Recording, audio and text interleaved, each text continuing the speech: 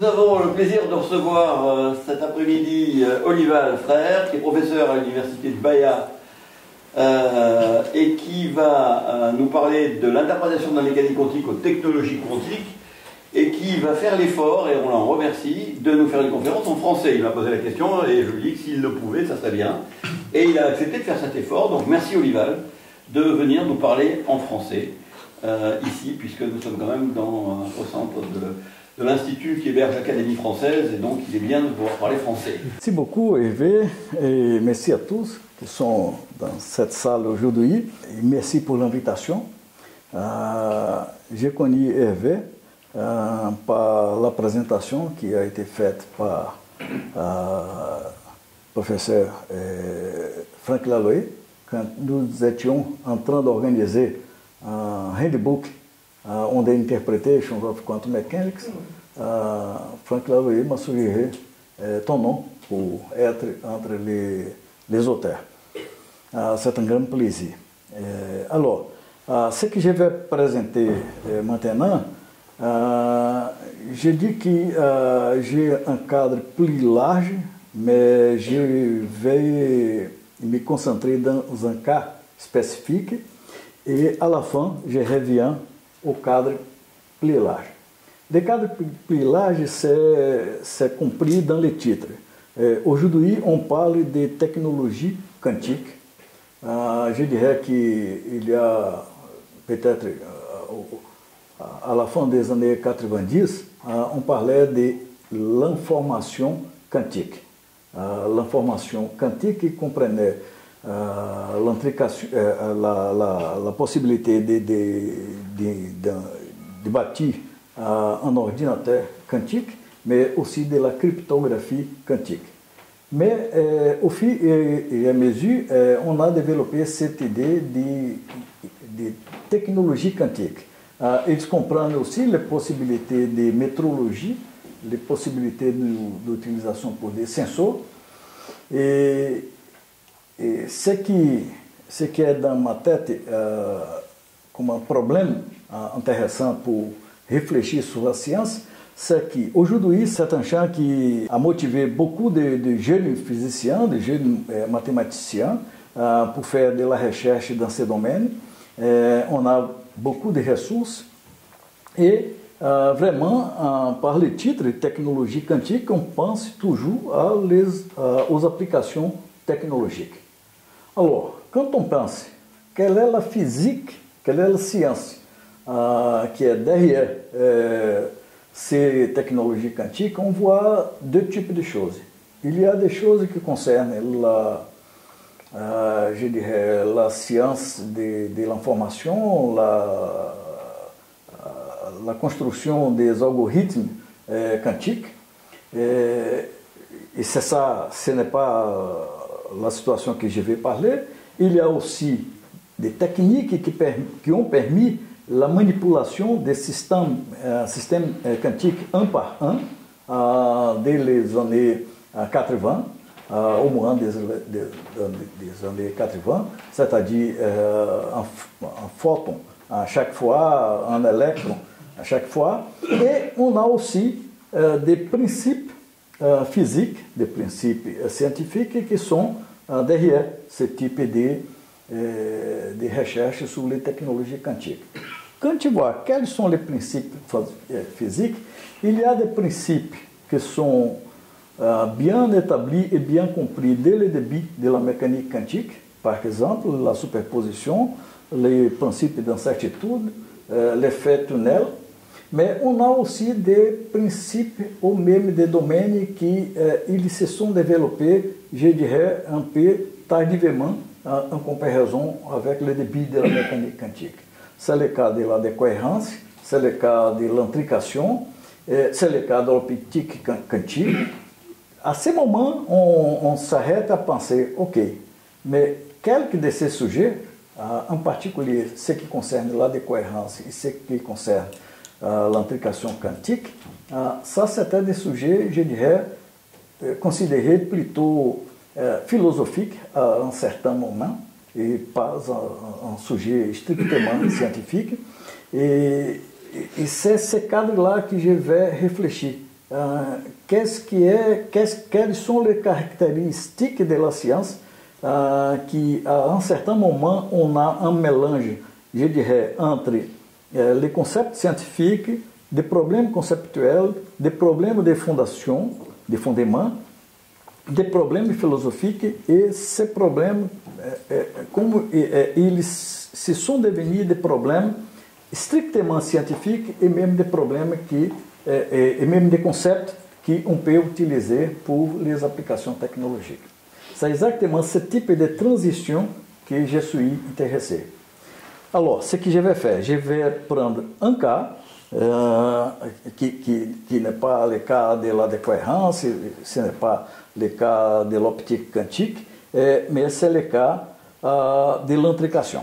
Et je commence d'une façon très brève pour rappeler que ce problème, du point de vue conceptuel, il était là-bas dès le début de la mécanique quantique. Si on prend les actes de compte rendu de la conférence Solvay de 1927, on voit là-bas, dans les débats, que soit de Broglie, soit Lorentz, ils ont dit, c'est là, est-ce qu'on peut ajouter de nouvelles variables et récupérer, par exemple, le déterminisme comme un principe directeur de la science? Et à ce moment-là, la première réponse a été que cela n'était pas une question très importante pour la science. Du côté de Broglie a abandonné à ce moment ces idées. Du côté je dirais, de Lorentz et du côté de Langevin aussi, et même du côté de Einstein, eles, par raison diverses, ils n'ont pas insisté sur ces points. Du point de vue du côté de Einstein, Einstein a essayé de montrer que la mécanique quantique elle portait des contradictions dans sa cohérence. Et après un certain moment, après 1935, Einstein a fait un autre type de critique. Ce n'était pas l'inconsistance de la théorie, mais c'était la complétude de la théorie. D'autres, si je prends le cas, par exemple, de Lorentz, Lorentz était, je dirais, civier, et il n'a pas insisté sur ces points. De toute façon, c'était un problème. On peut ou on ne peut pas ajouter de nouvelles variables à la mécanique quantique. Du point de vue de la physique, ça c'est un problème, je dirais, presque trivial, parce que des variables supplémentaires, ce sont à la limite de nouveaux degrés de liberté. Quand tu as un problème, que tu peux introduire un nouveau degré de liberté, ça peut aider à modeler physiquement ce qui se passe. Ampli, il y avait à l'époque un type d'analogie. Et vous savez bien que les analogies sont très importantes dans la pratique de la science. L'analogie, c'était, on a bâti la mécanique statistique, convaincu qu'il y avait une théorie à la base de chaque atome. Cette théorie, c'était la mécanique classique. C'est comme ça qu'on a eu la mécanique statistique classique. Alors, on peut penser que la mécanique quantique, comme une théorie probabiliste, une théorie statistique, elle était l'équivalent à la mécanique statistique classique. Si cette analogie est vraie, il faudrait répondre quelle est la théorie de base qui est pour la mécanique quantique, ce que la mécanique classique est pour la mécanique statistique classique. C'est un problème qui est plutôt d'analogie, mais c'est quelque chose qui était important à cette époque-là. Alors, je parle des années 20. Une évidence que ce problème était considéré un problème important à l'époque, à mon avis, c'est que John von Neumann, quand il a cherché à identifier quelle était la structure mathématique la plus générale, structure mathématique de la mécanique quantique. Ce sont des travaux de 28, et après il a réuni tous ces travaux dans ces bouquins très importants, qui sont les fondements mathématiques de la mécanique quantique. Il a introduit une preuve contre l'existence de ce type de variable. Je ne vais pas discuter si la preuve de von Neumann était la bonne, si n'était pas, ça c'est un sujet fascinant, mais ce n'est pas mon sujet maintenant. Ce que je vais attirer l'attention, c'est que le problème était si important que von Neumann a dédié une partie de son bouquin à répondre à ces problèmes, à répondre à cette question dans la négative. On ne peut pas ajouter de nouvelles variables et maintenir la correspondance empirique avec la mécanique quantique. Alors,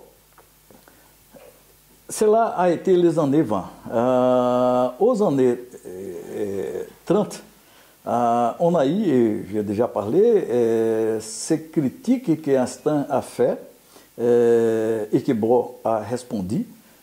C'est la critique de ce qu'on appelle l'expérience de pensée qui a été proposée par Einstein, Podolsky et Rosen en 1935. Et c'était un expériment d'une façon très simplifiée. Vous avez un paire de particules et elles se séparent. Et après, on peut, avec l'aide de la mécanique quantique et des lois de conservation, on peut faire une mesure dans une des particules, une mesure, par exemple, de position, et avec ces informations, ces renseignements, on peut déduire quelle est la position de l'autre particule.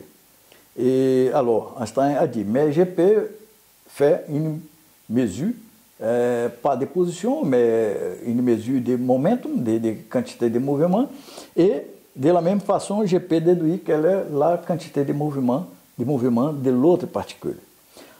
Alors, la conclusion d'Einstein, c'est-à-dire que cette seconde particule, elle a une position et une quantité de mouvement bien définie, indépendant des mesures sur cette particule. Oh, alors, nous savons que la mécanique quantique, avec son principe d'incertitude, prévient ce type de possibilités. La conclusion d'Einstein, c'est que la théorie de la mécanique quantique, elle n'est pas une théorie complète. Elle est une théorie qui est une bonne théorie, mais c'est une théorie qui est provisoire. Bohr a répondu à ce type de problème immédiatement en disant que si on fait avec attention quels sont l'appareil de mesure qu'on a besoin pour faire les mesures sur la première particule, ce type d'appareil prévient de faire sur ces mêmes particules une autre mesure, une mesure de quantité de mouvement, et c'est-à-dire qu'on ne peut pas faire les deux mesures sur cette particule sans changer l'appareil de mesure. Ça, c'est la réponse de Bohr. C'est une réponse classique dans le cadre de la complémentarité, parce qu'avec cette réponse, Bohr nous a dit que les phénomènes quantiques, les phénomènes qui est à l'étude avec la mécanique quantique, c'est un phénomène qui on doit mettre les systèmes que nous sommes en train d'étudier et les appareils qui sont nécessaires pour étudier ces systèmes. Cela a été 1935. On sait que cet article d'Einstein, même l'article de Bohr, ils n'ont pas reçu une grande attention après cela. Parce qu'on a toujours pensé que le problème avait été bien résolu par la réponse de Bohr. Alors, on a eu un chapitre que je ne dédie pas d'attention à ce moment, c'est que au début des années 50, David Bohm a bâti un modèle qui lui a permis d'interpréter la mécanique quantique d'une façon différente de l'interprétation de la complémentarité. Ces modèles, cette théorie que Bohm a bâti, que c'était un développement des idées originaux de Louis de Broglie, cette idée n'a pas été bien reçue par les physiciens de l'époque. Et ça, c'est un chapitre que je dirais que c'est une espèce de note de bas de page dans l'histoire de la physique des années 50.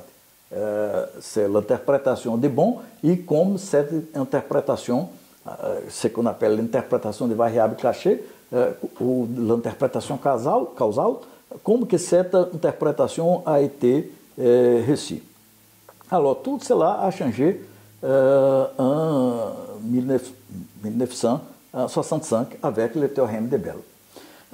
Vous le savez bien, ce qui a fait Bell au début, c'était un problème je dirais, d'analyse conceptuelle.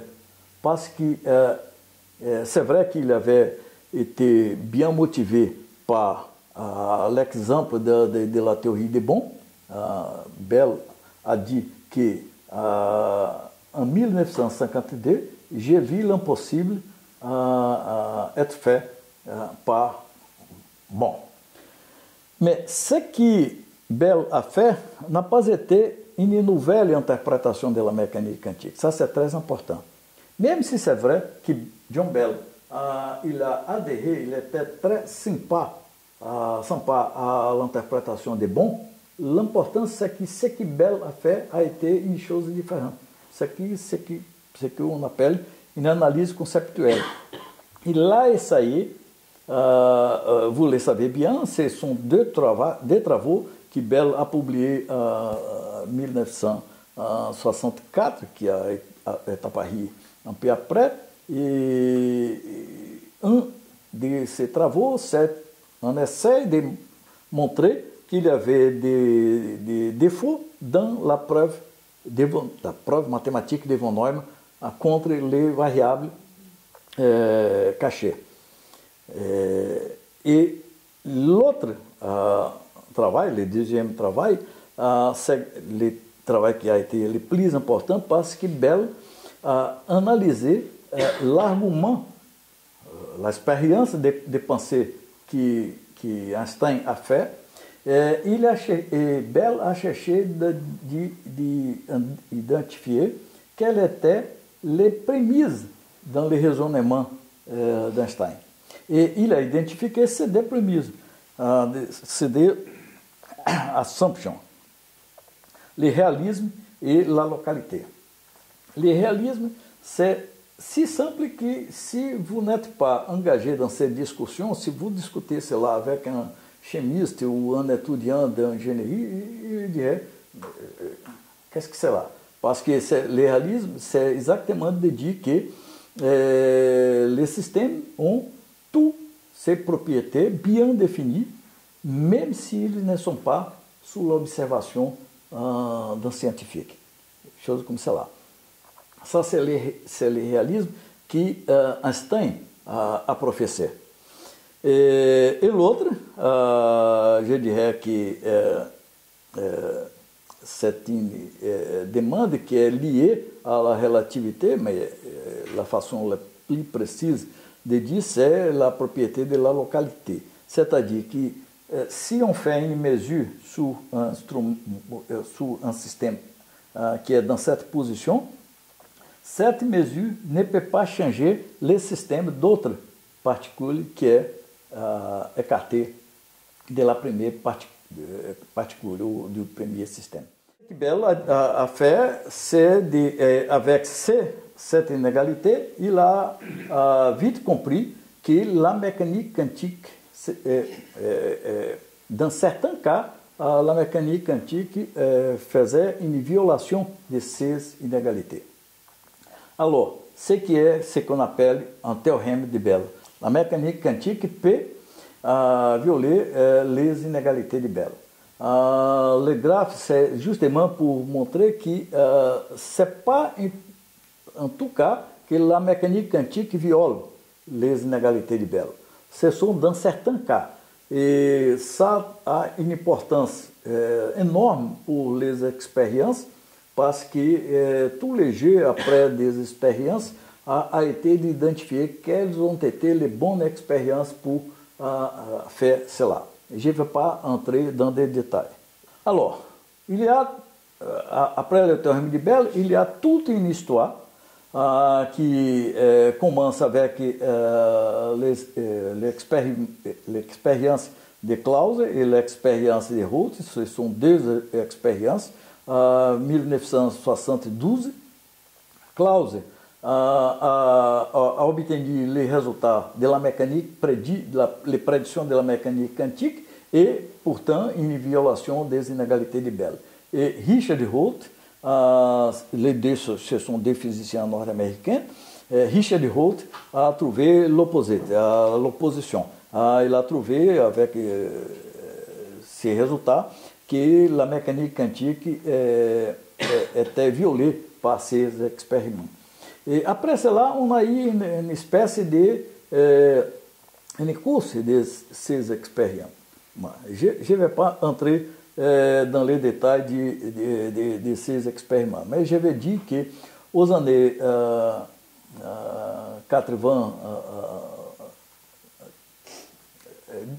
avant des années 80, aux années, je dirais, 70, 1970, on a eu une confiance que la mécanique quantique était corroborée par ces expérimentos. Parce qu'on a eu un nouveau expériment par Clauser.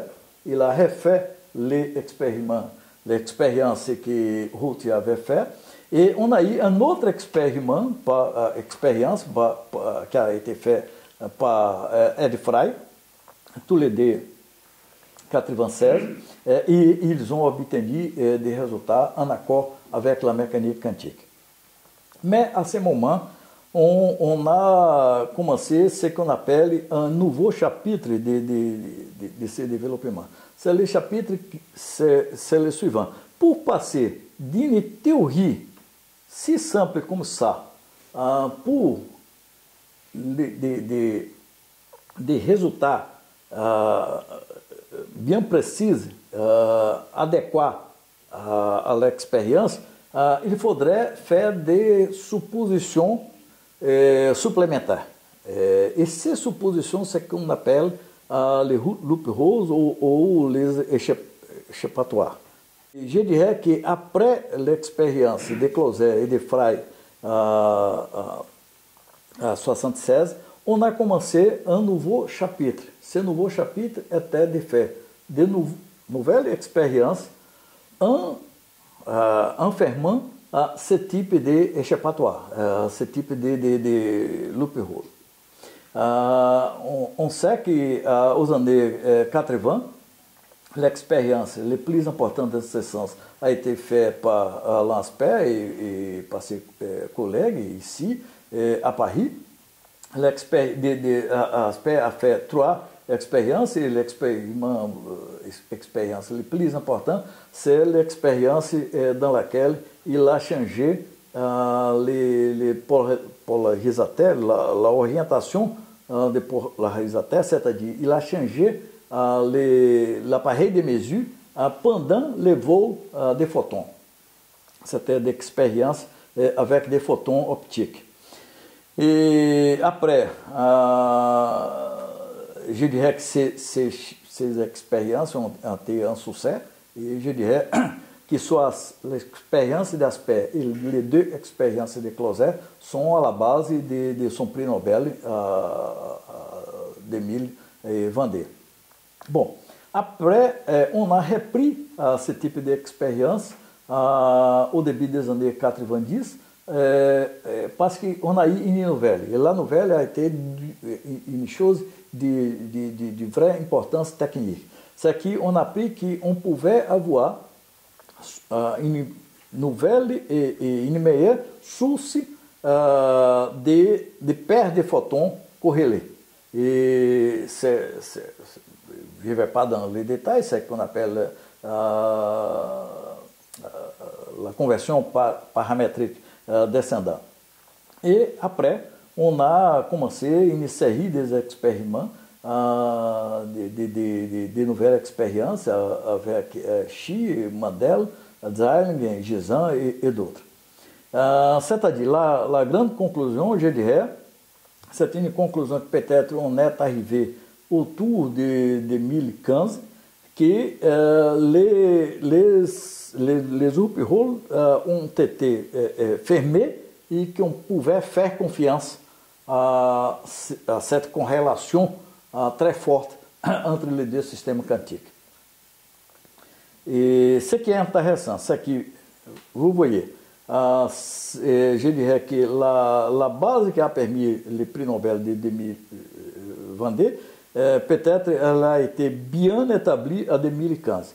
Mais bien avant cela, dès les années 90, les physiciens ils se sont convaincus que l'intrication était un phénomène physique et ce phénomène physique cet effet physique pouvait être la base pour des applications dans les domaines exactement a princípio dans le domaine de la cryptographie quantique. Ça, c'est l'histoire. Alors, cette histoire, je dirais qu'on peut trouver partout. Si vous voyez, par exemple, l'énoncé du prix Nobel de 2022, presque tout cela que j'ai dit est là. Alors, il y a une autre histoire. Et c'est cette autre histoire que je voudrais appeler votre attention. C'est un peu les arrière-fonds de ces expériences. Je vais parler de ça, mais je rappelle que Bell a été la personne clé pour ce développement. Et les physiciens qui ont pris le théorème de Bell et ont mené ce théorème pour les labos ont été Clauset et Holt, mais aussi Shimony et Horn.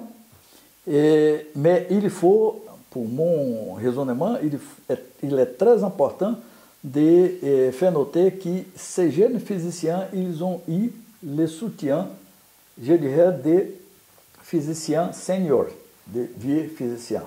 Et vous allez comprendre pourquoi que cela a été très important, pourquoi que l'autorité de ces personnes a été très importante.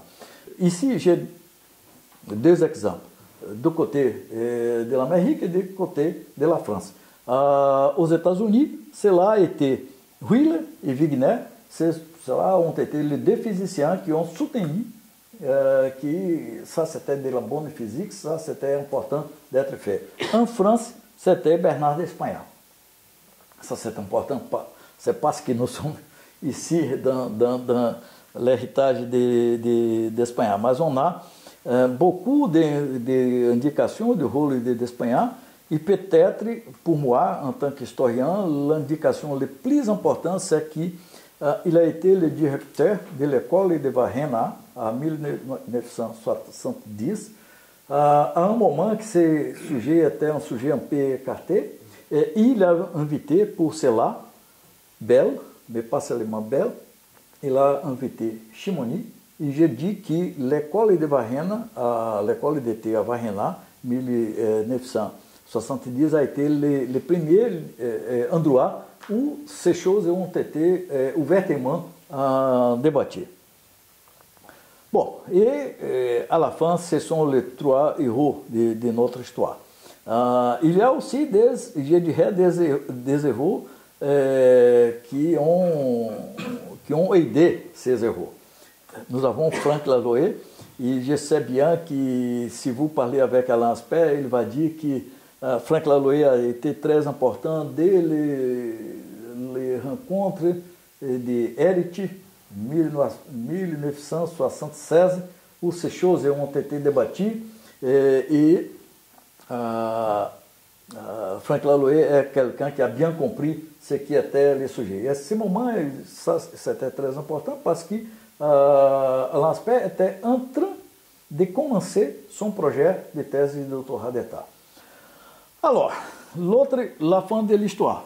l'autre côté de l'histoire. L'autre côté de l'histoire, c'est ça. Il y avait un type de préjugé entre les physiciens à cette époque-là contre les débats sur les fondements de la mécanique quantique, parce qu'ils ont pensé que ce sont des questions qui ont été bien résolues par Bohr, par Heisenberg, par Max Born. On n'avait pas de physique, de bonne physique pour faire cela. Et vous connaissez bien les physiciens, s'ils sont convaincus qu'on n'a pas de la bonne physique pour faire, ils vont dire que cela, ce n'est pas un sujet sérieux. E c'est exactement cela ce qui s'est passé. Et je prends ici quelques évidences de ce type d'attitude. Nous avons cette lettre, 1966, c'est exactement quand Bell a publié son théorème.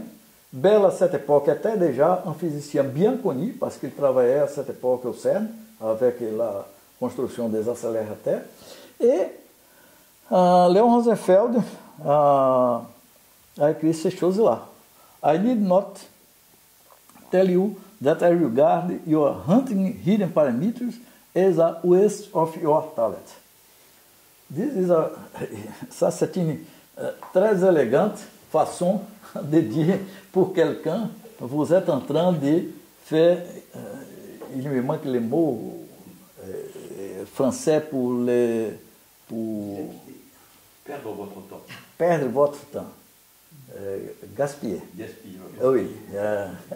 Vous êtes en train de gaspiller votre temps. C'est exactement cela. Alors, ce qui est très important, j'ai trouvé cette lettre dans les archives de Rosenfeld, et au même période, Bell, il était bien convaincu de cela, et il était bien convaincu de l'existence de ces préjugés, et il a écrit un chapitre pour un volume, un Festschrift, en honneur de Victor Vaskopf. Et dans cet chapitre, lui et Michael Nordberg, ils ont écrit cela. We emphasize not only that our view that quantum mechanics is at the best incomplete, is that of a minority, but also that current interest in such questions is small. The typical physicist feels that they have long been answered, and that he will fully understand just how, if ever he can spare 20 minutes to think about it. Décemia, 1966. C'est-à-dire, Bell était bien convaincu qu'il y avait ce type d'accord entre les physiciens de l'époque, et que ça ne sont pas de bons problèmes en physique. Alors, dans le même volume, c'était un volume en honneur de Victor Vaskopf, et Bell a écrit cela pour dire que professeur Vaskopf formou intense interest in the latest developments of detail has not duly concerned about fundamentals. Ça veut dire que Bell et Nordberg ont choisi un endroit précis pour dire quelque chose aux physiciens de l'époque. Pour dire, vous n'êtes pas comme Vaskopf. Vous qui pensez qu'il n'a pas de bonne physique pour faire dans les fondements, et vous voyez, il n'y a pas de référence à variable cachée, rien de cela. C'est seulement des recherches sur les fondements de la physique quantique. On a eu aussi, je dirais, une ressonance de ce type de préjugés. Ça, c'est bien connu parce que Alain Aspect a dit cela plusieurs fois. Les premières rencontres que Alain Aspect a eues en 1975 avec John Bell, il est allé à John Bell pour rencontrer John Bell pour dire qu'il voudrait faire des expériences qui avaient été suggérées par John Bell. Et la réponse la première question de John Bell pour Alain Aspect, vous avez une position permanente? Et la réponse de Aspect, oui, je l'ai, parce qu'il était professeur à l'école technique de Cachan. Alors, une chose qui est un peu maladroit. Chaque fois que je raconte cette histoire pour le public nord-américain, des personnes me demandent comment que l'aspect avait une position permanente si il était en train de faire une thèse de doutorat. Et ça, c'est drôle, parce que c'est le type de barrière culturelle. D'abord, parce que les Nord-Américains ils ne comprenaient pas que la France avait deux types de thèses de doutorat à l'époque. Le doutorat de troisième cycle, que l'aspect avait déjà, et le doutorat d'État, que c'était un doutorat pour quelque chose comme 10 ans. C'était presque une habilitation dans le cadre germanique. Et c'est exactement ça. C'est-à-dire que il a dit cela, je dirais, la première interview que j'ai fait avec l'aspect, cela était 92. C'est-à-dire bien loin du prix Nobel. Parce que si l'aspect dit cela, maintenant qu'il est prix Nobel, on peut dire il est en train d'embellir son propre trajet. Mais il m'a dit cela en 1992. Il avait effectivement un type de préjugé, un type de stigma contre ce type de recherche. J'ai trouvé d'autres évidences de ce type de préjugés. J'ai trouvé, par exemple, et je ne vais pas vous embêter avec un numéro de lettres, mais je vais montrer o DDCK. Léon Rosenfeld il a écrit à Frédéric Belinfant en 1972. C'était important parce que Belinfant était en train d'écrire un bouquin sur les variables cachées. Et Bell a écrit, Rosenfeld a écrit, not only is it futile to speak of two Copenhagen schools, but it is even wrong to speak of one Copenhagen school.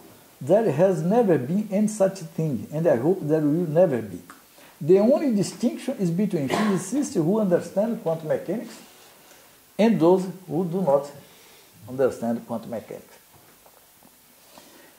Maintenant, quelqu'un qui est très important dans le cadre de la France, Messiaen. Vous savez bien que dans la reconstruction de la physique française après la Deuxième Guerre, les cours de Messiaen ont été très importants. Je sais de cette histoire parce que Claude Cohen-Tanougy a raconté cette histoire, Serge Haroche a raconté cette histoire, que ces cours ont été très importants parce qu'on n'avait pas de cours de mécanique quantique, un cours moderne à Paris. Et ils sont allés à Orsay, si je ne me trompe pas, pour suivre ces cours. Moi-même, j'ai étudié mécanique quantique par les bouquins de Messiaen. Et un autre jour, tout le monde, c'est ça. Et je vous dis qu'il y a un ou 2 ans, j'ai trouvé l'épouse de Messiaen. Et on a parlé un petit peu, mais c'était difficile pour moi de dire cela, ce que je vais dire maintenant. Même parce qu'il est un peu technique. Alors, le problème, c'est que ce bouquin de Messiaen, ce n'était pas un bouquin où Messiaen dit « Ah, cela, c'est une gaspillage de temps ». C'est pas ça. C'est une chose plus élaborée. Mais vous voyez ce qu'il a dit dans son bouquin. The controversy on hidden variables has finally reached a point where it can no longer be decided by any further experimental observation. It henceforth belongs to the philosophy of science, rather than to the domain of physical science proper. Cela a été plus élaboré. Mais de toute façon, vous savez bien ce qui signifie quelqu'un dire que, ok, ce sujet est un bon sujet pour le département de philosophie des sciences. Ce n'est pas un bon sujet pour le département des sciences. Je vais finaliser pour vous dire qu'on a eu aussi des victimes de ces préjugés. Parfois, des préjugés ne font pas des victimes, mais parfois les préjugés peuvent faire des victimes. Et ces physiciens, qui maintenant est un prix Nobel, ces physiciens a toute une histoire, je dirais, très intéressante. Si vous faites l'attention ao cadre de l'annoncement du prix Nobel d'Émile Landé, c'est normal qu'on met le nom du prix Nobel et l'institution du prix Nobel. L'ANSPER, l'Institut d'Optique. Anton Zalling, Institute of Quantum Optics. Et l'adresse institutionnelle de Closer, si vous voyez, après cette conversation, vous pouvez conférer à l'internet, c'est son adresse personnelle en Californie.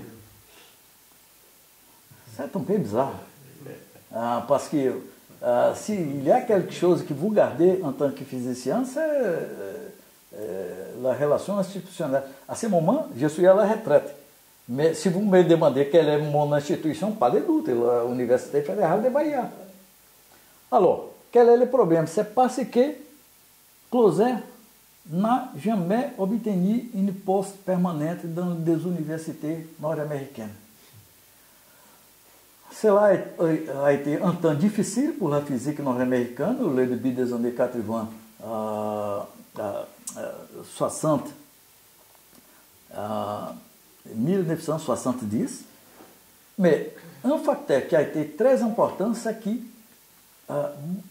quelques physiciens aux États-Unis, à cette époque-là, ils considéraient ce type de physique que Closer était en train de faire comme une physique qui n'était pas de la bonne physique, ou même de la vraie physique. Et de tous les documents que j'ai feuilletés, ce document pour moi c'est le plus important.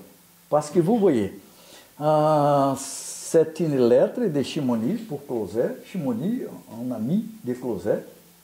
Et il a envoyé cette lettre en 1972 pour dire cela. When I saw the Espanhol last week, une explication. C'est parce que Chamonix était à Paris à cette époque-là. C'est-à-dire, il l'a rencontré personnellement. When I saw the Espanhol last week, he had a letter from the department chairman at San José. Sous cette lettre, vous connaissez bien les processus de contratation dans des universités américaines. D'abord, vous avez des lettres de recommandation. Si le département considère que les lettres sont importantes, sont fortes, le département vous invite pour faire un séminaire et après, est décidé. Il n'y a pas des choses comme un concours, des choses comme cela. Alors, Chamonix a dit, cette lettre, je lis à nouveau. When I saw the Espanhol last week, he had a letter from the department chairman at San Jose, inquiring whether what you have been doing is real physics.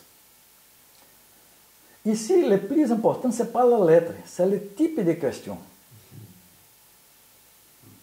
C'est de la physique vraie. Et c'était une bonne question pour l'Espagnol. Et Chamonix a dit qu'il n'y avait pas de doute que l'Espagnol allait répondre dans le sens positif. À la fin, j'ai d'autres lettres dans la même direction. Le fait est que Closer n'a pas obtenu son poste permanent. Alors, si vous voyez, si vous prenez un exemple d'une survie de ce type de préjugés, si vous prenez la biographie d'Einstein qui a été faite par Abraham Pais, vous connaissez bien, ce grand physicien qui est devenu un grand historien, un grand physicien, ok, peut-être vous pouvez avoir des doutes, mais après il est devenu un historien de la physique. Et cette biographie est une bonne biographie. Je l'ai lu et je dois dire que je lis presque tous les livres d'histoire de physique de Abraham Pais. Mais dans cette biographie qui a été écrite et publiée à 1982, au chapitre 25, il affirme que l'expérience de l'article de EPR n'avait aucune implication en physique. Et à cette époque-là, Abraham Pais, il ne cite pas le théorème de Bell comme un développement de cette question. C'est-à-dire, c'est un type de préjugé qui a survécu les débats des années, de la fin des années 70 et des années 80.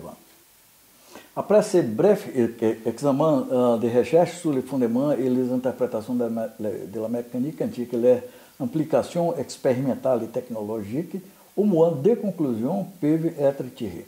La première concerne le statut des questions fondamentales et la seconde est liée au fonctionnement de la science.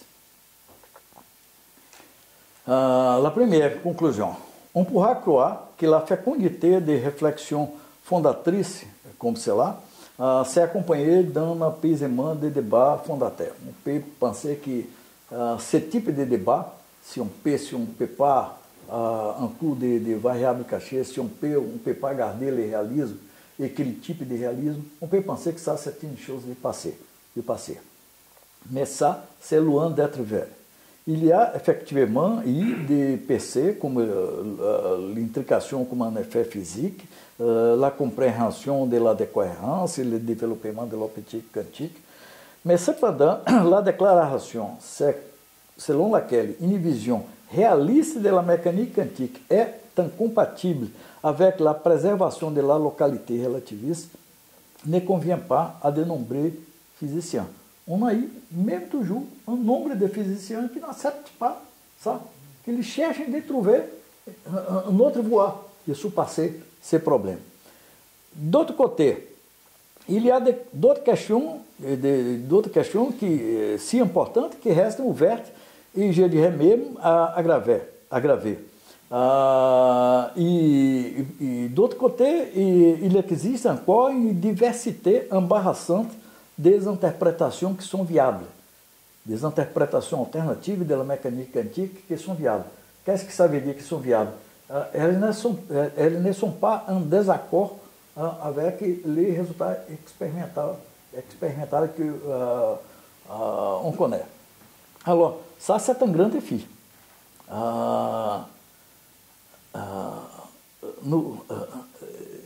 Excuse-moi, Franck Laloyer, mais je voudrais faire une référence additionnelle à vous. Dans ces bouquins très intéressants que Laloyer a publié, il y a peut-être une dizaine d'années, il a utilisé pour la mécanique quantique cette métaphore du géant avec les pierres d'argile, c'est ça, exactement ça. Et je pense que c'est une métaphore super. Je l'utilise toujours dans mes séminaires. Parce que ici on a un problème que la physique a besoin de résoudre. Comment est-ce qu'on peut convivre avec cette diversité des interprétations? À mon avis, et ça j'ai dette intellectuelle avec Olivier Darrigol, parce que c'est Darrigol qui, une fois, il m'a remarqué, mais Olival, tu dois te rappeler qu'à la fin des années, à la fin du 19e siècle, de bons physiciens comme Boltzmann, Poincaré, Maxwell, ils ont pensé que c'était possible de la physique convivre avec cette diversité, soit d'interprétation, soit de modèles, soit même de théorie. Mais vous voyez, ça, ce n'est pas les visions les plus répandues maintenant chez les physiciens. Nous sommes au cours de la commémoration du centenaire de la mécanique quantique. Alors, je vous demande, combien de professeurs ou des instruteurs de la mécanique quantique disent pour leurs élèves qu'on a plus qu'une interprétation de la mécanique quantique qui est acceptable? Bon, ça c'est ma première conclusion. On a besoin je dirais, d'un développement dans cette direction. Et finalement, c'est intéressant qu'aucun des premiers protagonistes de la controverse quantique ne pouvait imaginer que de tels débats auraient des conséquences importantes pour la technologie quantique. Si on prend Bohr, Einstein, Schrödinger, Bohm, Everett, Bell, ils n'ont pas imaginé une chose comme cela. C'est vrai que des acteurs ultérieurs, si on prend ce que Closet a fait à l'aspect Zeiling, ou même Durac, ou Dodge, ils ont observé dans leur vie cette transition vers les applications au début, les applications de l'information quantique. Et je dis même que dans le virage du 20e pour le 21e siècle, beaucoup de laboratoires partout dans le monde, ils ont changé le nom de laboratoire d'optique quantique pour laboratoire d'optique et information quantique. Ça, c'est par exemple le cas du laboratoire de Anton Zeiling à Vienne. C'est-à-dire qu'il a vécu cette transition vers l'application et cette transition a eu des implications même dans les titres de laboratoire. Alors, ma conclusion va dans un autre sens. Ça, ce sont des curiosités historiques. Ma conclusion, c'est que nous vivons maintenant dans un temps d'énorme pression sociale et politique en faveur de l'innovation technologique, en faveur des implications technologiques. Je pense que partout, et j'ai perdu, bien sûr, dans mon pays, la pression pour des applications est énorme, des applications technologiques. Et je pense que toute cette histoire qu'on est en train de commenter, c'est une histoire qui nous raconte une petite histoire un peu différente. C'est une histoire, ou l'histoire de ces débats sur les fondements de la mécanique quantique. Ces débats nous rappellent que personne ne peut prédire si la recherche sur les fondements, même s'il s'agit de fondements philosophiques ou de la recherche sur des concepts fondamentaux, si cette recherche peut conduire ou non à des applications significatives. De la même manière, même avec toutes les promesses actuelles de technologie quantique, il n'était pas certain que toutes ces promesses vont se réaliser. Si on parle avec quelques physiciens, par exemple, l'ordinateur quantique, ils vont dire, ouh là là, peut-être, on n'aura pas. De toute façon, je pense que ça, c'est cette belle incertitude qui est une caractéristique je dirais même, c'est la beauté de cette façon de culture qui est la science. C'est-à-dire que c'est une activité ouverte. On ne peut pas prédire son développement.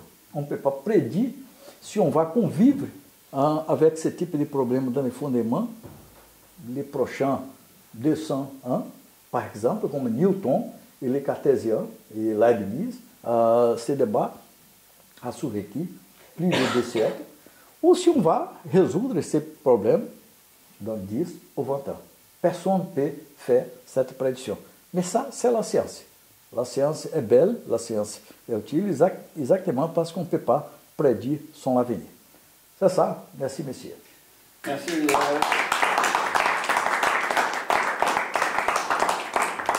Merci beaucoup pour cet exposé tout à fait intéressant, à la fois sur les aspects explicatifs de tout ce qui s'est passé en physique, on va dire, au début du XXe siècle et jusqu'à la fin du XXe siècle, et sur les aspects historiques qui sont très intéressants. J'ai été frappé par le fait que tu mentionnes Bernard d'Espagnol, bien évidemment, et il y a une anecdote amusante qui illustre bien ce qui se passait comme atmosphère à l'époque, à propos du colloque de Varennes en 1970. dont Despagna avait été le principal organisateur, à la demande de Fermi d'ailleurs. Et quand on regarde l'introduction au compte-rendu de ce colloque, écrite par Despagna, avec le recul, il est amusant de voir comment Despagna prenait des précautions énormes en disant nous nous sommes réunis pour discuter de ces questions-là, qui certes peuvent paraître étranges, mais il n'est pas interdit quand même de se questionner sur ces choses-là, et malgré tout, nous avons quand même réuni des vrais physiciens avec nous pour en discuter. Donc il a éprouvé le besoin, dans l'introduction du compte-rendu, de manifester cette espèce de précaution, tellement à l'époque ces sujets-là étaient mis de côté. Et c'est amusant de voir historiquement comment il était difficile à cette époque-là, et l'Espagne en France a été un des premiers à ouvertement discuter ces sujets qui étaient mal vus, on va dire, par la grande majorité des physiciens. Mais dans le monde aussi, et tu as rappelé les histoires, et l'exemple de Clauser est extraordinaire. L'exemple de Clauser là-dessus est extraordinaire.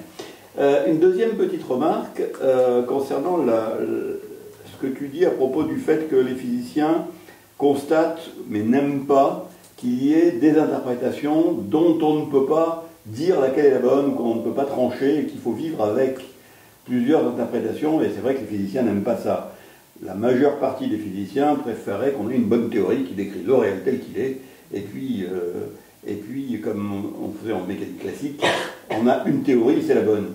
Mais les philosophes savent, depuis Duhem, et puis encore plus depuis Quine, que la sous-détermination des théories par l'expérience est un fait qui est quasiment accepté en philosophie, et que par conséquent, il n'est pas étonnant que nous ayons plusieurs théories qui sont incompatibles ou incommensurables d'une certaine manière, et qui pourtant sont en adéquation empirique parfaite avec le réel. Mais ça, les physiciens qui connaissent moins la philo sont choqués, ça ne rentre pas trop dans leur état d'esprit, je crois.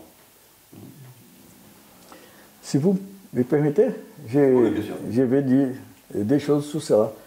Quand j'ai commencé cette recherche, je dirais 2001, la chose qui m'a beaucoup frappé a été exactement cette introduction au volume de l'École de Varenne qui a été écrit par Despagna.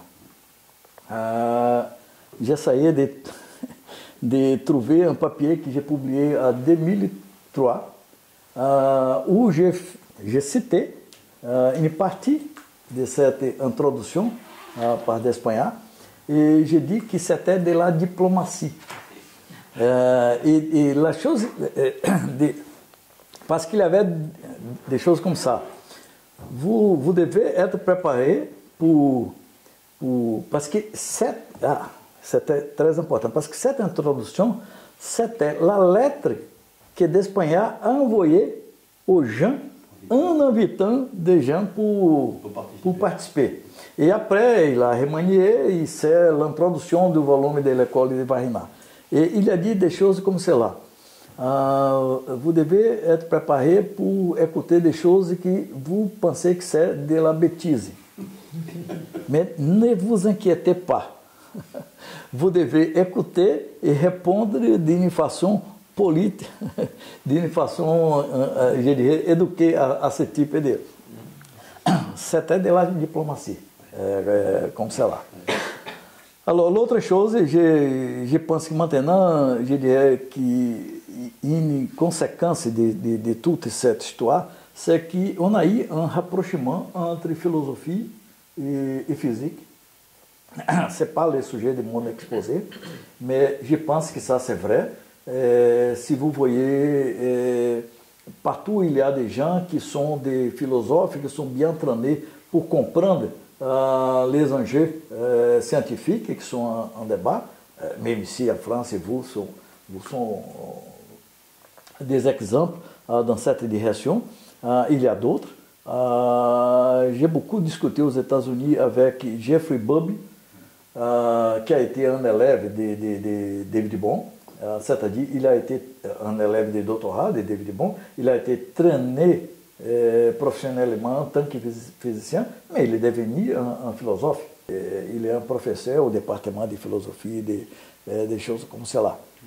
C'est-à-dire qu'on a eu un rapprochement, un espace qu'on peut discuter autour de la même table des philosophes, des physiciens, et je pense que ça c'est très important. Ça c'est très important pour cette question que je pense que la science doit maintenir un espace ouvert pour ces débats qui peuvent être des débats philosophiques, peuvent être des débats conceptuels, mais peut-être ce sont des débats philosophiques.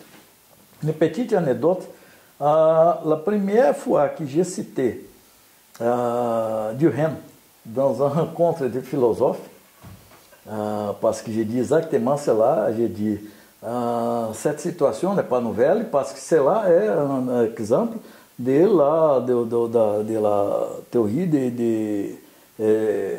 Durkheim-Quine, parce que Quine a bien compris que Durkheim avait compris cela avant de lui. Et j'ai dit, je ne suis pas le premier à dire ça. Le premier, c'est à mon avis, c'est James Cushing, parce que dans son bouquin Quantum Contingence, il a écrit une section exactement sur la thèse de Durkheim-Quine.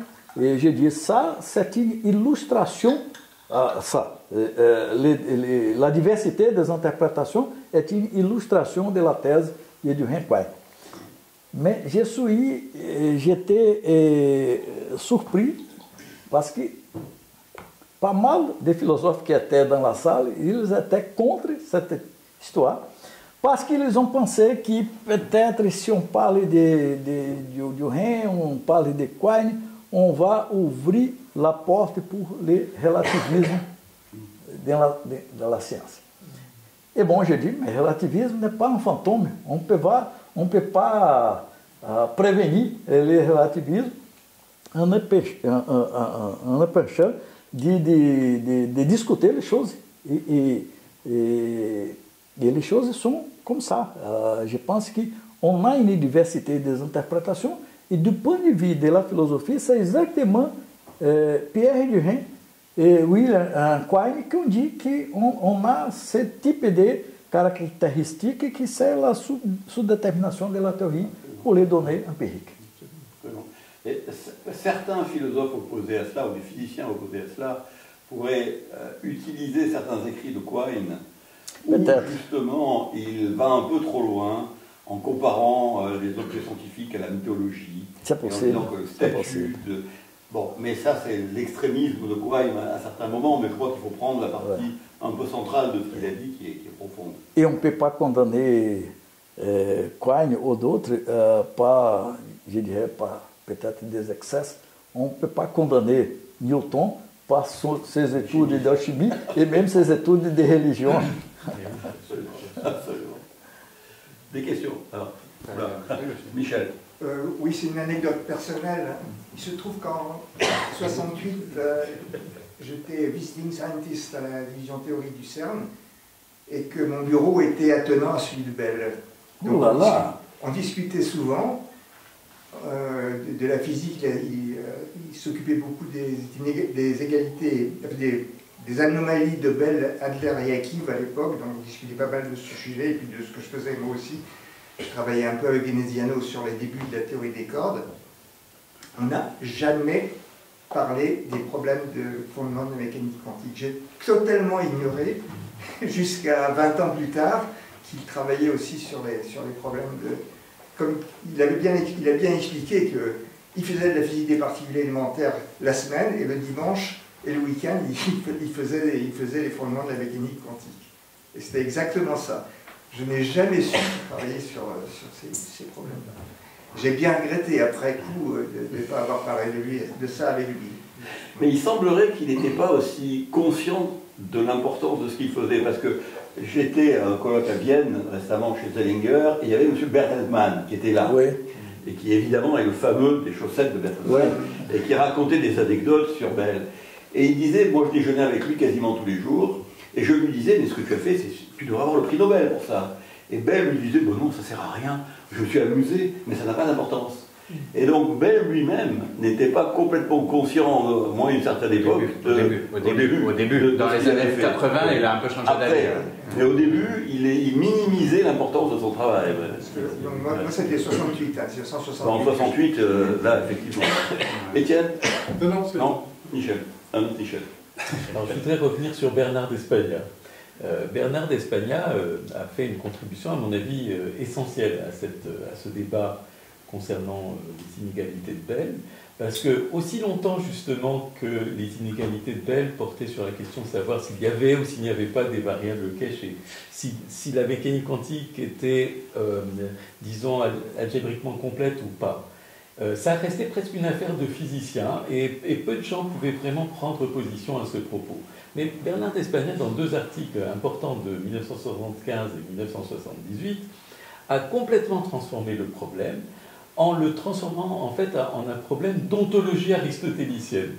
Il a dit, voilà, si vous simplement vous supposez qu'il y a des substances avec des propriétés bien définies qui ne communiquent pas instantanément, enfin magiquement entre elles, et si vous appliquez à ces particules dotées de propriétés intrinsèques le dénombrement typique de la théorie des ensembles, alors vous utilisez les inégalités de Bell. Bon. Donc, si vous violez les inégalités de Bell, vous violez carrément l'ontologie aristotélicienne. Rien de moins. Non, mais c'est pas le même réalisme. Attends. Donc, ça va très loin. Et tellement loin que quand j'étais donc à son cours, au cours de Bernard d'Espagna, dans les années 79, 80, 81, et qu'il était question justement de l'expérience d'aspect, qui allait vraiment tester de façon encore plus indubitable, si vous voulez, les inégalités de Bell, Bernard d'Espagna a fait un sondage. Il a demandé à une assemblée qui était là, c'était essentiellement des physiciens, mais il y avait aussi d'autres gens, quel est le pronostic que vous faites concernant le résultat de l'expérience de Bell? On était 40. 39 ont répondu que les inégalités de Bell allaient être vérifiées et que la mécanique quantique allait s'effondrer face à ce test. Vraiment? Bah oui, mais je me rappelle très bien. Il n'y avait que 2 personnes qui ont voté en faveur de la mécanique quantique, c'était Bernard d'Espagna et moi-même. Super. Et quelle année? C'était en 1980. 80. Donc ça veut dire que sa manière de poser le problème, c'est-à-dire, voilà, si vous croyez encore aux propriétés, alors vous devez admettre que les inégalités de Bell ne peuvent pas être violées. Ça suffisait à rendre impossible à la plupart des gens l'acceptation de la mécanique quantique. C'est pourtant faux. Hein. On peut être réaliste et local. Enfin, c'est ça qui m'étonne, parce que Everett est passé bien avant, en fait, tout ça. Oui. Et dans une interprétation, je dirais, quantique de la mécanique quantique, les inégalités de Bell sont violées avec le réalisme, avec le localisme. Il n'y a aucun problème, en réalité. Ah oui, mais avec la pluralité des mondes. C'est autre chose. D'accord, mais c'est la physique quantique, c'est-à-dire des superpositions. Dès lors que 2 états sont possibles, toutes les combinaisons linéaires sont possibles. C'est une banalité presque... oui, mais non, mais il ne s'agit pas... Enfin, dans le cadre de la physique le problème, quantique, c'est que là, il s'agit vraiment de l'ontologie standard. Oui, mais ça c'est-à-dire l'ontologie où il n'y a pas une pluralité de mondes. Il y a des particules qui ont des propriétés et dans un seul monde, point. Oui, mais... C'est vraiment l'ontologie la plus banale possible. Mais c'est le cas aussi avec l'interprétation, ce qu'on appelle l'interprétation d'Everett, ce que moi j'appelle l'interprétation quantique de la physique quantique. Il y a une ontologie qui n'est pas en termes de particules, mais enfin qui est un système physique peut avoir des sous-systèmes intriqués, auquel cas on ne peut plus identifier les sous-systèmes, mais un système physique est dans un état bien défini. Bah, c'est parfait, ça correspond tout à fait aux critères. Vous avez un système et un état avec toutes ses propriétés sont parfaitement identifiées. Enfin, son état est parfaitement défini. Bien sûr, mais son état, pas ses propriétés. D'accord, mais c'est du réalisme pur. un système dans un État. Mais un réalisme d'État quantique, pas un réalisme de propriété. Oui, c'est-à-dire que ces propriétés sont des phénomènes émergents. Très bien. Et ça aussi... c'est pas gênant. Je veux dire, ça ne remet pas en cause aussi profondément que ça l'ontologie. Il reste une ontologie profondément... Il reste une ontologie, mais pas la même. Celle que testait Bernard d'Espagna, c'était une vieille ontologie aristotélicienne avec un seul monde, un seul ensemble de propriétés, etc. Oui, mais il y a un an... Et personne n'y croyait, c'est ça qui est incroyable. Personne ne croyait que c'était possible de la violer. Que c'était possible dans cette salle en 1981. Non, c'est très intéressant. Ouais. Mais, pardon, du coup, c'est parce que ça rebondit sur une question. Qu'est-ce qui gênait réellement les gens dans cette discussion sur les variables cachées pour leur faire penser que c'était pas de la science, en gros? Est-ce que c'était le fait qu'ils pensaient que c'était impossible de trancher par une expérience physique, avant Bell du coup, ou bien est-ce qu'ils pensaient que, je sais pas, oui, enfin c'est ça, que ce serait jamais tranchable. En fait, est-ce que c'est pour ça, ou est-ce qu'ils pensaient que c'était pas la peine de trancher en fait? Je peux vous répondre en utilisant deux exemples, Rosenfeld et Feynman. Rosenfeld, j'ai déjà cité, et Feynman, je n'ai pas cité, mais aujourd'hui, on parle beaucoup de Feynman comme le précurseur de l'idée de l'ordinateur quantique, d'utiliser la mécanique quantique pour... tout cela est vrai, mais il est aussi vrai que autour de 71, 72, 73, Closet a cherché d'avoir des discussions avec Feynman sur cela. Et Feynman lui a dit, clairement, il n'y a pas de... quand vous avez un doute sur la mécanique quantique, vous me cherchez. Après cela, la porte est ouverte. C'est exactement les témoignages de Closet.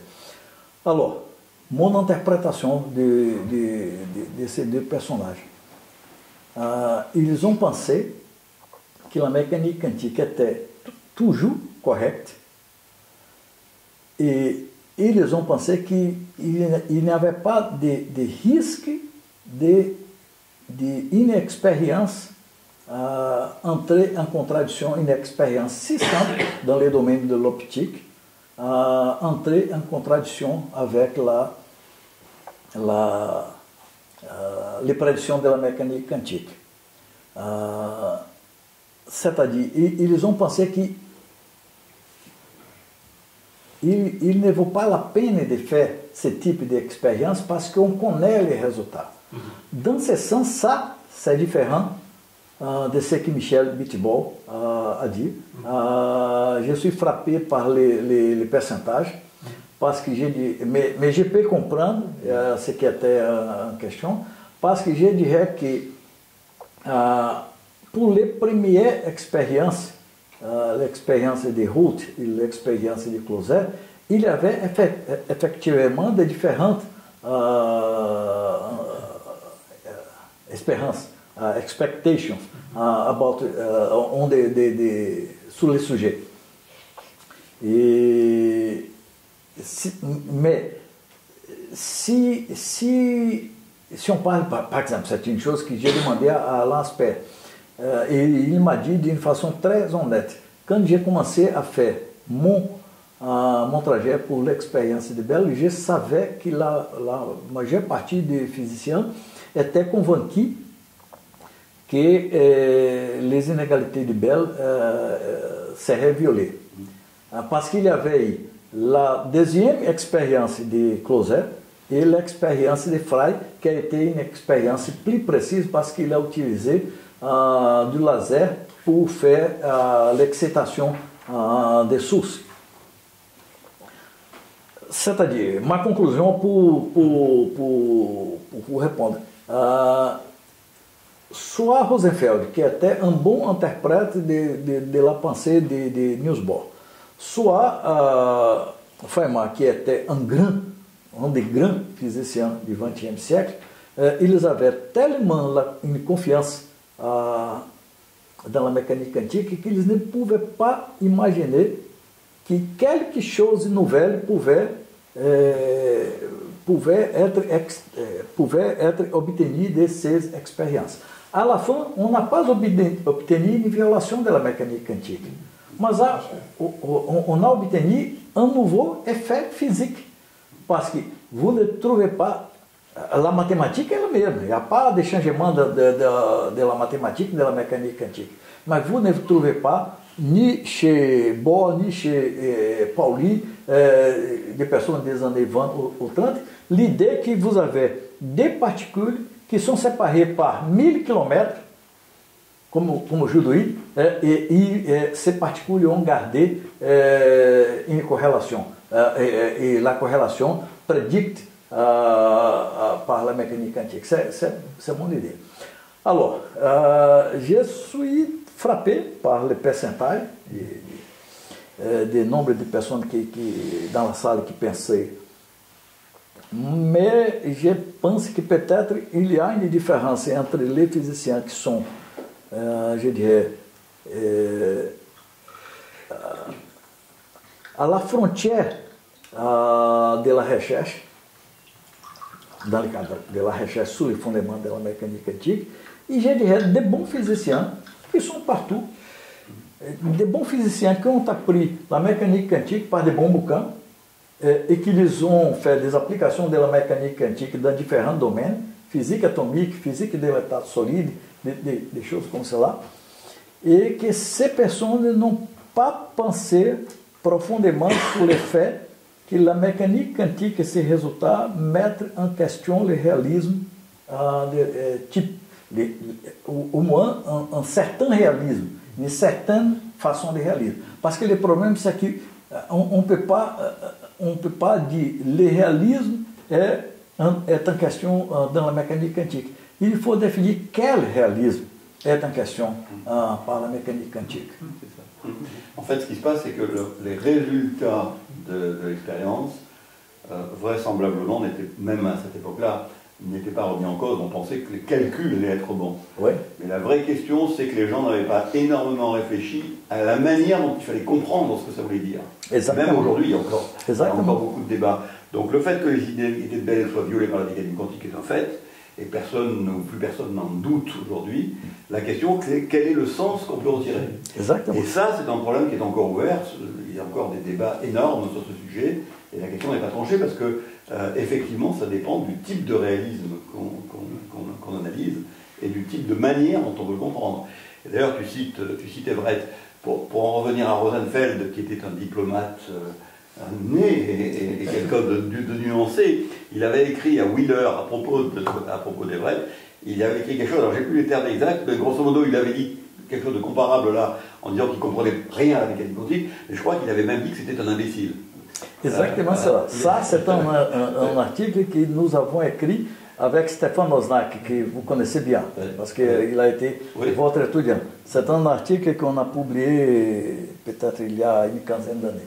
Cette lettre, c'est super, exactement cela. C'était un stupide. Un stupide, oui. C'est stupide, oui. Vous voyez, c'est la science. Alexei.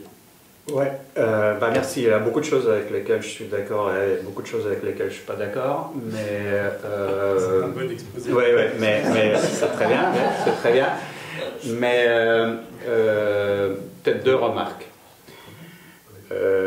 Premièrement, l'histoire de la règle cachée n'était absolument pas la seule question des fondements de la mécanique quantique qui existait au XXe siècle. Entre von Neumann et Bell, bien sûr, il y a eu tout un tas d'autres choses. Il y avait Gilson, il y avait Mackay, il y avait toute la logique quantique avec des dizaines de gens. Il y avait Specker, la contextualité, le débat de tout ça. Enfin, dire que les physiciens rejetaient toute pensée des fondements juste par le fait qu'ils ne s'intéressaient pas à la règle cachée, c'est peut-être prendre, sélectionner un élément parmi d'autres éléments dans le paysage. Et quand même, la communauté de la logique quantique comptait des gens par dizaines. Donc, ce qui me mène à ma première question, parce qu'évidemment, aujourd'hui, quand nous savons avec l'information quantique, c'est la question d'intrication qui compte, et c'est les inégalités de Bell qui sont sur le devant de la scène, nous avons un peu envie de refaire cette histoire en disant ouais, les fondements de la mécanique quantique dans les années 60, c'est Bell. Mais en fait, c'est d'abord la logique quantique. Il y a beaucoup plus de logique quantique que de variables cachées. Et dans ce sens-là, je me demande pourquoi Bell, par exemple, n'interagissait, autant que je sache, pas trop avec l'école genevoise, tout en étant à Genève quand même. Oui. Mais des discussions entre Bell et Piron, j'en connais pas beaucoup. Des discussions avec Specker qui n'étaient pas très loin non plus. Si, Specker, il y a une ou deux discussions, je crois, mais Bell et Piron se connaissaient, mais justement, pourquoi est-ce que le débat sur les variables cachées a été tellement séparé de la logique quantique? Et puis pas vraiment séparé, tu as raison, de la contextualité, mais en quelque sorte, Bell ne voulait pas parler de Gleason, ne voulait pas parler des questionnements de type Specker. C'était... il n'y a pas de référence à Gleason chez Bell, je ne crois pas, non? Si je me trompe. Si, il y a un Il y a un paragraphe du papier. Il a un paragraphe. Il s'appelle Gleason. D'accord. Bon, en tout cas, pourquoi est-ce qu'on choisit cette piste-là, le débat sur les variables cachées, et en quelque sorte tout le reste des fondements est complètement à l'ombre? Ça, c'est la première question. Et maintenant, la deuxième, qui va être courte. Maintenant qu'on a regardé toute cette histoire, évidemment, ce serait très illusoire et naïf de notre part aujourd'hui que de penser que ce genre d'erreur, aujourd'hui on rit en lisant Rosenfeld, on rit en commentant tout cela, ce serait très illusoire de penser qu'aujourd'hui ce phénomène ne se reproduit pas ou ne se reproduira pas. Bien sûr que ce genre de phénomène se reproduit plus ou moins dans chaque génération ou toutes les deux générations. Et la question intéressante pour moi, ce serait d'essayer de voir quelle partie des fondements de la physique aujourd'hui est en train de subir le même sort qu'autrefois le débat sur les variables cachées et les interprétations. C'est sûr qu'il y a quelque chose qu'aujourd'hui est en train de vivre le même type de rejet, et que dans 20 ans, ce sera plus clair. Mais, parce que ça se répète toujours, dans les années 60, dans les années 80, 90, toujours. Voilà. Tu as une suggestion? Moi, j'ai une suggestion. Oui, non, mais bien sûr que nous avons tous des suggestions dans cette salle. Je pense, mais justement, je pose la question à vous. Olivier. Merci beaucoup pour les pondérations. La première question. J'ai dit ici au début que j'ai choisi les débats autour des variables cachées pour illustrer un cadre général. Et mes premiers mots ont été sur ce cadre général et ma conclusion a été sur le cadre général. Je vais maintenant reprendre le cadre général. Le cadre général, c'est-à-dire qu'on a eu, au cours du XXe siècle, une restriction, un préjugé chez les physiciens contre les recherches sur les fondements de la mécanique quantique. La déclaration de Bell, que pour moi c'est la plus importante, c'est exactement ce chapitre dans le volume en honneur de Weisskopf. Parce qu'il a dit bien que les physiciens pensaient, les physiciens en général pensaient, qu'on pouvait résoudre ces problèmes, ce type de problème. Il n'était, en 66, il n'était pas en train de parler de variables cachées. Il était en parlant des problèmes de fondement de la mécanique quantique. Et il a dit dans cet article, dans ce chapitre, avec Michael Neuenberg, c'est que les physiciens pensais qu'on pouvait comprendre s'il y avait 20 minutes pour étudier des articles. Je pense que ça, c'est le problème. Et le problème, à mon avis, il n'a pas été limité au problème de variable cachée. Je dirais qu'en tant qu'historien, qui c'est mon métier, historien de sciences, même si j'étais traîné en physique, mais en tant qu'historien, c'est d'avoir mettre en relief au moins 3 ou 4 histoires qui sont expression de ces préjugés. Ici, j'ai choisi l'histoire des variables cachées. Mais si vous prenez mon bouquin, Les dissidents quantiques, le cas d'Everett, c'est pour cela que j'ai fait. Je suis toujours fier de cet article qu'on a écrit avec Stefano Osnag. Parce qu'on a analysé, en particulier, l'attitude en Copenhague en face de l'interprétation de Bell. Parce que tout le monde à Copenhague, Bohr, Rosenfeld et d'autres, même Hugh Petersen, ils ont pensé très mal à propos du cas d'Everett. Et même, le cas d'Everett, c'est une tragédie pour l'histoire de la physique au XXe siècle. Parce que vous le savez bien, je pense que c'est une tragédie parce qu'il a abandonné la physique parce qu'il a pensé que ce n'était pas pour lui. Et à l'époque, il était un bon mathématicien, il y avait des emplois dans la défense nord-américaine, il a changé. Il est revenu une fois à la rencontre des physiciens en 1960. Je ne me rappelle maintenant le nom de la conférence, mais je vais rappeler. C'est-à-dire, on a eu le même problème de préjugés avec Everett et on a eu le même problème de préjugés contre la décohérence. La décohérence, maintenant, c'est super. C'est en effet, c'est la base de beaucoup des expériences, même des expériences qui ont été premières par les prix Nobel, l'expérience de Garrosh et d'autres. Mais il y a une histoire de la décohérence où on peut montrer qu'il y avait de fortes restrictions chez les physiciens sur la proposition de que... Mais pas la logique quantique. Pas la logique quantique. Il n'y a pas eu de rejet comme ça. C'est vrai. Je n'ai pas encore parlé de la logique quantique. Je vais là-bas, je vais arriver. C'est-à-dire, sur la décohérence, le premier à défendre ce qu'aujourd'hui on appelle la décohérence a été Zet. Et dans ce bouquin, on a bien démontré le type de restrictions que Zet a subi en Allemagne, à Heidelberg. Et par hasard, exactement, à travers de Rosenfeld. Ampli, il y a, ce sont 3 cas, mais dans les cas, des débats de la mécanique quantique, on a aussi, j'ai aussi dédié un chapitre dans ce bouquin, les dissidents quantiques, au débat sur la mesure quantique dans les années 60.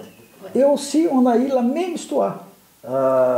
Et à cette époque-là, les personnes qui ont défendu la position des jeunes physiciens comme Shimoni et d'autres qui ont critiqué la position des physiciens italiens, je parle ici des détails, a été, la personne qui a défendu a été Eugène Wigner, qui à mon avis c'est le grand physicien, les physiciens majeurs à défendre ce type de recherche sur le mécanisme quantique. Même si dans certains cas il a été, je dirais, un peu loin. Oui, mais c'est lui qui a défendu la critique de Loinger, Dannery et Prosper, mais particulièrement de Loinger.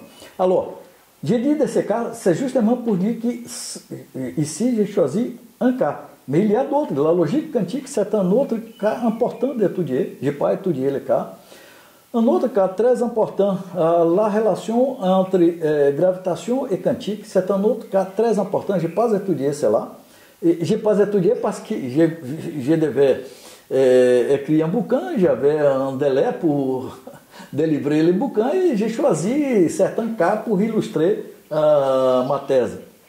Mais on a vu la logique quantique, on a besoin d'étudier do point de vue historique, on a le problème de la quantification de la gravitation, et on avait un autre sujet que je savais que c'était très important, que c'était l'histoire de l'optique quantique, mais c'est un sujet que j'ai laissé de côté parce que je n'avais pas du temps pour étudier. Et maintenant je suis très heureux parce que nous avons une belle thèse en France de Gauthier de Pambou qui a bien analysé les détails techniques et les problèmes des interprétations qui étaient sous-jacents au débat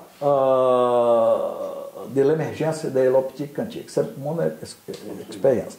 Alors, sur le cas de l'école de Genève, c'est mon interprétation, et c'est quelque chose que j'ai écrit dans les bouquins sur les dissidences quantiques. C'est une question que Piron et Yauch, ils étaient en train de reformuler les preuves de Van Neumann contre les variables cachées.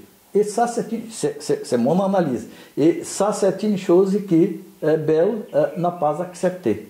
Et, à mon avis, c'est pour cela qu'on n'a pas eu un dialogue, je dirais, plus important entre Bell, Yauch et Piron. Mais c'est vrai que ce sont les séminaires de Yauch à Genève qui ont motivé Bell à reprendre sa réflexion sur le théorème de Bell. Si vous voyez les remerciements à la fin de l'article de Reviews of Modern Physics, Bell a dit exactement cela. Il remercie à Yauch pour les séminaires qu'il a participé à Genève. En quelle année il a participé à ces séminaires? Avant de 66, parce que l'article est de 66. On ne sait pas en quelle année? On ne sait pas. Alors, j'essaie de cette histoire par une conséquence. Si vous parlez avec Nicolas Gisin, j'ai fait une interview avec Nicolas Gisin, il a dit que lui-même, quand il est revenu à Genève, il a eu des difficultés de se positionner dans les marchés des physiciens à Genève parce qu'il était considéré lié au programme de Bell et il a mis à l'écart de ces cadres de la recherche. C'est l'opinion de Nicolas Gisin. Il est peut-être là, non? Et parfois il vient. Non, s'il est là, il n'est pas là aujourd'hui. Il peut nous raconter. Oui. Bon, c'est ça. C'est ma réponse pour votre question. Et la deuxième question, vous en pensez quelque chose? Peut-être si vous pouvez reprendre. La deuxième, c'était aujourd'hui. Ah, aujourd'hui. C'est super. C'est super.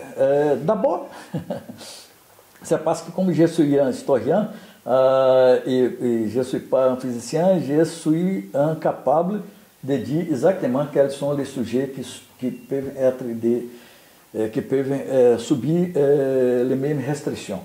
Alors, en tant qu'historien, j'ai l'espoir de que quand les philosophes et les historiens parlent de la science, ils peuvent améliorer la pratique de la science. C'est mon espoir. Et mon espoir, et c'est la fin de mon bouquin, c'est que la science a besoin de plus de tolérance envers des opinions qui sont plus hétérodoxes, parce que cette tolérance, c'est quelque chose qui peut aider au développement de la science. Mais je ne peux pas dire rien sur exactement quels sont les sujets qui sont les plus délicats à ce moment. Merci, on va s'arrêter là parce que l'heure est tournée. Merci. Oui.